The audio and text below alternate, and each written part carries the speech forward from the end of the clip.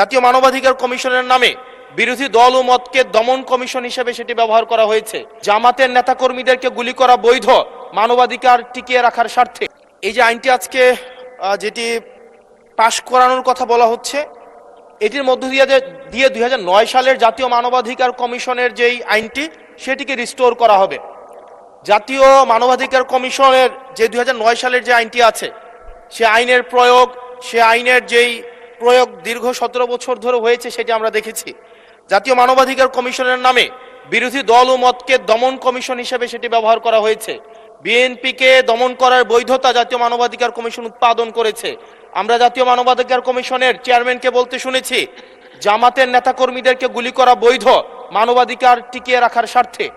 আমরা জাতীয় মানবাধিকার কমিশন 2009-এ যদি চলে যাই, আমরা মাননীয় স্পিকার 2009-এ যদি চলে যায়, আজকে যদি 2025-এর অধ্যাদেশটিকে ল্যাপস করে দেওয়া হয়, এটি এই সংসদের জন্য আমাদের যে একটা আমরা ফরওয়ার্ডিং একটা মুভে ছিলাম, আজকে এই 2025-এর অধ্যাদেশটি ল্যাপস করার মধ্য দিয়ে জাতি আবার ব্যাকওয়ার্ডের দিকে যাবে এবং জাতি পিছিয়ে পড়ার একটা টেক্সট বুক এক্সাম্পল হিসেবে এই সংসদে এটি থাকবে। লিলি আল্ট্রাসফট সিরাম জেল, যা গভীর থেকে স্কিনে দেয় 3 গুণ সিরাম হাইড্রেশন। সিরাম জেল হাইড্রেশনে ব্রাইট থাকো সব সিজনে। 2009 সালের জাতীয় মানবাধিকার কমিশন আদতে কোনো আইন না, এটা হচ্ছে সরকারি আরেকটা দপ্তর বানানো হয়েছে জাতীয় মানবাধিকার কমিশনকে। সেখানে স্পিকারের নেতৃত্বে যে সিলেকশন কমিটি করা হয়েছে, সেখানে স্বরাষ্ট্রমন্ত্রী থাকে, সেখানে আইনমন্ত্রী থাকে, সরকার দলীয় একজন এমপি থাকে এবং সেখানে মন্ত্রণালয়ের একজন সচিব থাকেন। অর্থাৎ একটা 6 সদস্য বিশিষ্ট একটা সিলেকশন বোর্ডের সেখানে 5 জনই হচ্ছে সরকার দলের। এখন একটা সরকার দলের একটা জাতীয় মানবাধিকার কমিশন, এটা হচ্ছে আমাদের আজকে আমাদের এলজিআরডি মন্ত্রী নেই, উনিই বলেছিলেন জাতীয় মানবাধিকার কমিশন হচ্ছে একটা মূলত বিরোধী দল কমিশন হিসেবে হচ্ছে ফাংশন করে।